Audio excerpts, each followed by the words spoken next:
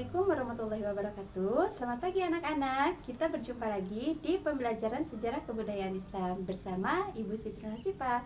Pada video kali ini kita akan belajar tentang perkembangan Islam pada masa Khulafaur Rasyidin. Kita akan membahas bagaimana 4 khalifah yang pertama memainkan peran besar dalam memperluas wilayah Islam, menyusun Al-Quran, serta memperkenalkan sistem pemerintahan yang stabil. Mari kita mulai. Untuk tujuan pembelajarannya, yang pertama, memahami perkembangan Islam pada masa Khulafaur Rasyidin. Yang kedua, mengetahui peran Khulafaur Rasyidin dalam memperluas wilayah Islam. Dan yang ketiga, memahami kontribusi mereka dalam penyebaran agama Islam, penyusunan Al-Quran, dan stabilitas politik Islam. Selanjutnya, kita akan membahas tentang Khulafaur Rasyidin. Apa itu Khulafaur Rasyidin?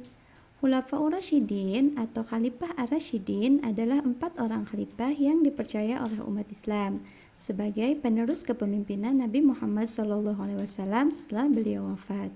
Secara harfiah, Khulafaur Rasyidin dapat diartikan sebagai pemimpin yang mendapat petunjuk. Sekarang kita lanjutkan pada pengenalan Khulafaur Rasyidin dan peran mereka dalam sejarah Islam.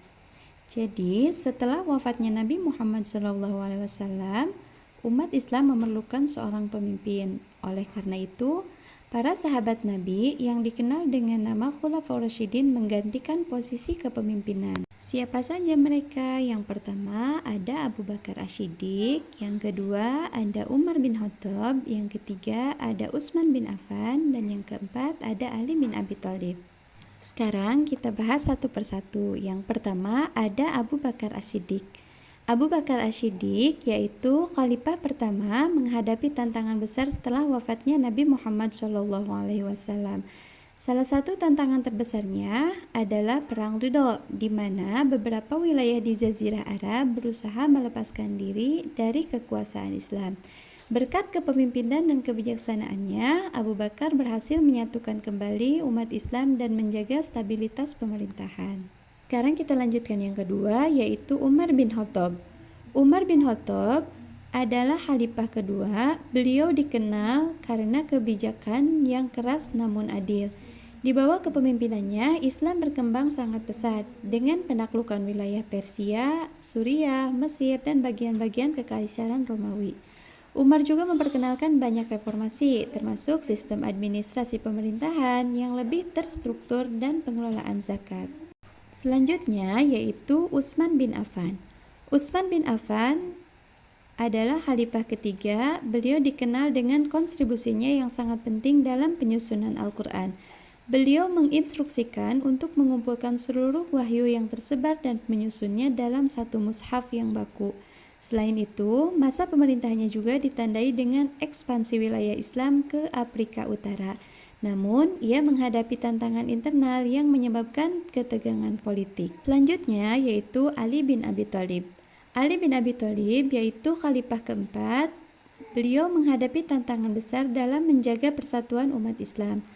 Selama masa pemerintahannya terjadi perang Jamal dan perang Siffin yang menunjukkan konflik internal umat Islam. Meskipun demikian, Ali tetap berkomitmen pada prinsip-prinsip Islam dan berusaha mengembalikan stabilitas. Nah, dari penjelasan tadi kita jadi mengetahui tentang perkembangan Islam pada masa Khulafaur Rasyidin. Sekarang kita lanjutkan dengan kontribusi Khulafaur Rasyidin dalam penyebaran Islam. Yang pertama, penyebaran Islam seluruh dunia meliputi Persia, Suriah, Mesir, dan Afrika Utara. Yang kedua, sistem pemerintahan, dan yang ketiga, negara Islam berkembang dengan baik. Setelah kita pelajari bersama, kita bisa mengetahui bahwa kesimpulannya, Khulafaur Rasyidin berhasil memperluas wilayah dengan bijaksana dan penuh perjuangan, membuat peradaban Islam yang besar dan luas, dan belajar dan menggali lebih dalam tentang sejarah Islam. Semoga kita dapat mengambil pelajaran dari perjalanan sejarah ini. Teruslah belajar dan menggali lebih dalam tentang sejarah Islam.